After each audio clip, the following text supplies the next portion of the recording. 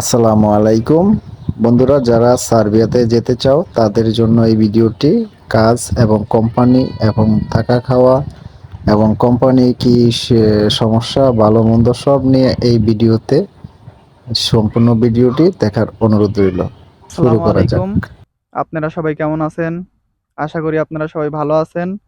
আমি সার্বিয়া থেকে সংযুক্ত হয়েছি আপনাদের সাথে। আপনাদের বিষয়ে কিছু কথা বলার ছিল। আপনারা অনেকেই প্রশ্ন করছিলেন, অনেক কিছু জানার ছিল। তো আপনারা জানতে চাইছিলেন যে আমরা এখানে কবে আসছি, কাজ পাইছি কিনা, এই সকল বিষয়ে। আমরা সবাই একসাথে আসছি। আশা করি সবাই ভালো আছি। আমার দিক থেকে আমি ভালো আছি। এখন ওনাদের থেকে শুনবো ওনারা ভালো আছে কিনা, ওনারা খাবার দাবার ঠিক মতো পাচ্ছে কিনা। আহ আমাদের সাথে আছে মিঠু ভাই। মিঠু ভাইয়ের থেকে শুনবো যে মিঠু ভাই, আপনি আসার পরে আপনার কোনো কষ্ট হচ্ছে কিনা, দেশটা কেমন, হাবিজাবি দর্শকের উদ্দেশ্যে আপনি কিছু বলবেন। আসসালামু আলাইকুম রহমতুল্লাহ। আমি মূলত সার্বিয়াতে আসছি গত 15 তারিখে। আর টোটালি আমার সময় লাগছে পুরো 1 বছর। আমি মূলত যেই দিনই গত বছর আমি পাসপোর্ট জমা দিয়েছিলাম এজেন্সির কাছে, আর ঠিক ওই তারিখেই, ওই মাসে ওই তারিখেই, মানে 15 তারিখেই আমার হচ্ছে এখানে ফ্লাইট হয়েছে। টোটাল আমার পুরো 1 বছর, একদিন এদিকেও হয়নি, একদিন ওদিকেও হয়নি। আর আপনারা আসেন, সবাই আসেন। দেশ অনেক ভালো, অনেক সুন্দর। আর এদেশে কাজ অ্যাভেলেবেল আছে। আর আমাদের আসার পরে বর্তমান এখন কাজে এখন আমরা জয়েন নিইনি, এখন আমরা রেস্টে আছি বর্তমান। এখন আমাদের থাকা খাওয়া সব কিছু এখন কোম্পানি বহন করতেছে। তা সবাই আসেন, এই বলে আমার কথা শেষ করছি। সবাই ভালো থাকেন। আসসালামু আলাইকুম। এখন আপনাদের উদ্দেশ্যে কথা বলবেন আমাদের চৌদ্দীয় বড় ভাই। ভাই, আপনি আমাদের দর্শকের উদ্দেশ্যে কিছু বলেন। আসসালামু আলাইকুম। আমি মোহাম্মদ মিজানুর রহমান। আমি দীর্ঘদিন দেশে চাকরি করছি, একটা প্রাইভেট কোম্পানিতে জব করছি আর কি, সোয়েটার ফ্যাক্টরি। সোয়েটার ফ্যাক্টরি যারা কাজ করছেন তারা তো জানেনি কেমন প্যারা, অনেক পরিশ্রম, তারপরেও আবার বকাবাজি শোনা লাগে বহুত কিছু। এই কারণে, বিভিন্ন কারণে চাকরিটা আমি ছেড়ে দেই। তারপরে আমি সার্বিয়ার উদ্দেশ্যে কাগজ জমা দেই। আমার 10 মাস লাগছে টোটালে। আমার সার্বিয়া আসা তৈরি 10 মাস, ফাইল জমা দেওয়ার পরে 10 মাসের মধ্যে আমি চলে আসছি আর কি। অনেক সুন্দর দেশ ভাই। আর আসার সময় বিশেষ করে এই দেশে যারা আসবেন, শীতের জন্যে সিফটি লয়ে আসবেন। অবশ্যই শীতের পোশাক, ইনার ড্রেস, 2টা জ্যাকেট, তারপরে হাত মোজা, পা মোজা, টুপি, সব কিছুই আনতে হবে। এনে কিন্তু প্রচুর শীত পড়ে ভাই, 2 মাস বরফ পড়ে, মানে ডাইরেক্ট বরফ। শুনি নাই। এই বলে আমার কথা শেষ করছি ভাই। কথা ভাই, আমাদের ভাইয়ের কথাগুলো অনেক সুন্দর লাগছে, কারণ এই দেশে আসলে আপনার শীতটা অনেক বেশি পড়ে, কারণ এখানে 2-3 মাস গরম পড়ে আর সব সময় শীত পড়ে। তো আপনারা যারা আসবেন শীতের জন্য ভালোভাবে প্রস্তুতি নিয়ে আসবেন। আর এখানে আমি যতটুকু দেখছি যে শীতের কাপড়ের দাম অনেক বেশি না, মানে বাংলাদেশের মতোই আর কি, একটু বেশি হইতে পারে। তো আমার বকুল ভাই দেখলাম একটা কম্বল কিনছে, ওনার থেকে ওটা কেমন দাম নিছে উনি সুপার শপে অনেক ঘোরাঘুরি করছে। ওনার থেকে এই বিষয়ে আমি কিছু জানতে চাইবো, যে দর্শকের উদ্দেশ্যে বলবেন যে এই দেশে জিনিসপত্রের দাম কেমন, বাংলাদেশ থেকে কেমন বেশি হইতে পারে, এই দিক দিয়ে আপনি একটু আইডিয়া দিবেন। আসসালামু আলাইকুম। আহ, আমার বাড়ি শরীয়তপুর। আমি হচ্ছে সার্বিয়াতে আসছি 15 তারিখে, গত 15 তারিখে। আমি হচ্ছে প্রায় উম, অনেক বছরই লাগলো, কারণ হচ্ছে এই পোল্যান্ডের লিগে প্রথম জমা দিছিলাম, সেখানে 1-1.5 বছরের মতো গেছে। পরে রোমানিয়ার জন্য এরকমই 1 বছর গেছে, হয় নাই। পরে আলহামদুলিল্লাহ সার্বিয়াতেও প্রায় 5-6 মাসের মধ্যে হয়েছে। তা হওয়ার পরে আলহামদুলিল্লাহ আইসা পড়ছি। আইসা খুবই ভালো একটা দেশ, খুব ভালো লাগতেছে আইসা।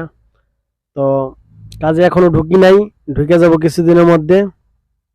এখন থাকা খাওয়া সব মালিকই বহন করতেছে। আলহামদুলিল্লাহ অনেক ভালো আছি।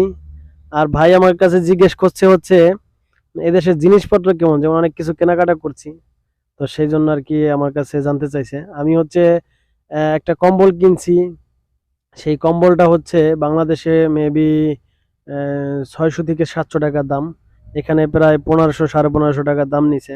আর বেশি পড়ছে কারণ এই জায়গায় দিনারে তো অল্প কিছু বেশি বাংলাদেশে, প্রায় 1 টাকা 13 পয়সা বাংলাদেশে, এই হিসাবে একটু বেশি পড়ছে।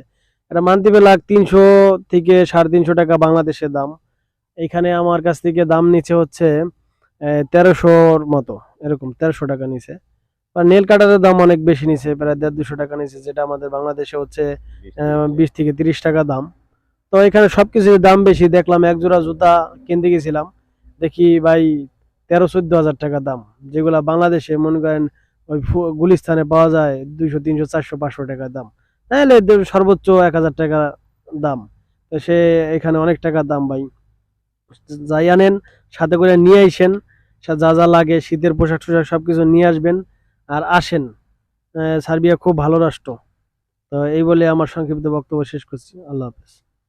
ধন্যবাদ বকুল ভাইকে। বকুল ভাইয়ের সুন্দর একটা বক্তব্য দিচ্ছেন দর্শকের উদ্দেশ্যে।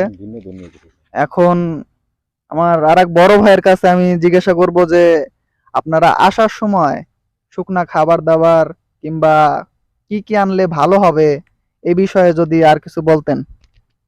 আসসালামু আলাইকুম।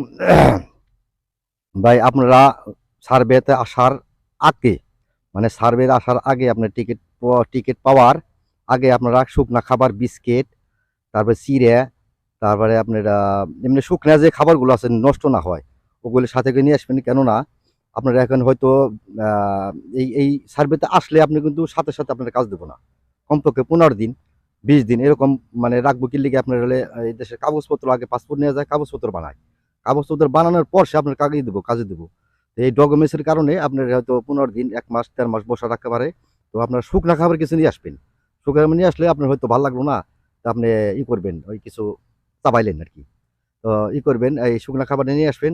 আর সাথে সাথে সাথে আনবেন আপনার এই শুকনা মরিচ, এই সাথে নিয়ে আসবেন আপনার ভর্তা খাওয়ার জন্য শুকনা মরিচ নিয়ে আসবেন। এটা হলে আমাকে বাঙালি কিন্তু প্রিয় জিনিসটা ভর্তা। তো এইগুলির সাথে নিয়ে আসবেন। তো এইগুলো নিয়ে আসবেন। কি লিগে আপনার হয়তো ভালো লাগলো না, ডাল খেতে ভালো লাগলো না, মাংস খেতে ভালো লাগলো না, মুরগি খেতে ভালো লাগলো না, আপনার হয়তো একটু ভর্তা খেয়ে পারবেন। এইগুলির সাথে করে নিয়ে আসবেন টুকটাক। আমরা কিন্তু কেউ আনছি কেউ আনে নাকি, আমরা কিন্তু সব ভুক্তভোগী হয়েছি। তো আপনারা ভুল করেন না, শুকনা খাবার কিছু নিয়ে আসবেন। আর সাথে নিয়ে আসবেন কিন্তু অবশ্যই সাথে নিয়ে আসবেন ওই সিগারেট, কিন্তু অনেক দাম পাই। আমি আবার বলতেছি সিগারেটের অনেক দাম। আপনারা যদি পারেন ওই বুকিং এ দিন, হাতে কিন্তু আনলে কিন্তু আপনার আনবার দেবো না, আপনি বুকিং এ দিয়ে দিবেন বিড়ি অথবা সিগারেট। আপনার সাথে নিয়ে আসবেন, গেলে অনেক দাম, আপনার 500-600 করে লাগে এক প্যাকেট কিনতে। তো এটাই আমি বলার চেষ্টা করলাম আর কি। ধন্যবাদ। ধন্যবাদ চৌদ্দীয় বড় ভাইকে। ভাই অনেক সুন্দর কথা বলছে। আপনারা যারা আসবেন এগুলা আর কি নিয়ে আসার চেষ্টা করবেন। বেশি জিনিস আনা যায় না আপনার। আমরা আনছিলাম 20 থেকে 25 কেজি হয়তো। এর মধ্যে কাপড় চোপড় যেহেতু আনতে হয়, শীতের কাপড় তো অনেক ভারী ভারী হয়, এজন্য আর কি বেশি জিনিস আনা সম্ভব হয় না। তো আপনারা চেষ্টা করবেন যেটা যেটা দরকার। আর আপাতত 2-3 বছরের জন্য কাপড় চোপড় যাতে না কিনতে হয় সেই অনুযায়ী আপনারা কাপড় চোপড় নিয়ে আসবেন। এখন কথা বলবেন আমাদের বড় ভাই সজল ভাই। সজল ভাই, আপনি আমাদের দর্শকের উদ্দেশ্যে কিছু বলেন যে এখানে আসার আগে কি করতে হবে কিংবা আসার পরে দেশটা কেমন, এগুলার বিষয়ে আপনি একটু কিছু বলেন। আসসালামু আলাইকুম ভাই। এই দেশটা নতুন করে বলার কিছুই নেই, দেশটা খুবই সুন্দর, দেখার মতন একটা দেশ। তো আশা করি যারা আসবো তাদের কাছে খুব ভালো লাগবে। দেশটা খুবই সুন্দর। আর দেশে সার্বিয়াতে আসতে হলে ফাইল জমা দিতে হইব, দীর্ঘদিন ধৈর্য ধরতে হইব। তারপরে আশা করি যদি ভিসা পায় তো সার্বিয়াতে আসতে পারবে। সে ধৈর্য তো ধরতেই হবে, এটা হলো আসল কথা। আর সার্বিয়াতে আসার পরে দেখা গেল সার্বিয়ারা যখন আপনারা মার্কেটে যাবেন, চলাফেরা করবেন, তারা সেলফি তুলতে খুব নার্ভাস ফিল করে। তো এইগুলি করবেন না, ঠিক আছে, তাদের সামনে মানে ছবি টবি তুলবেন না। আর কেউ বাসায় বেশিক্ষণ মানে দাঁড়া থাকলে তারা মাইন্ড করে।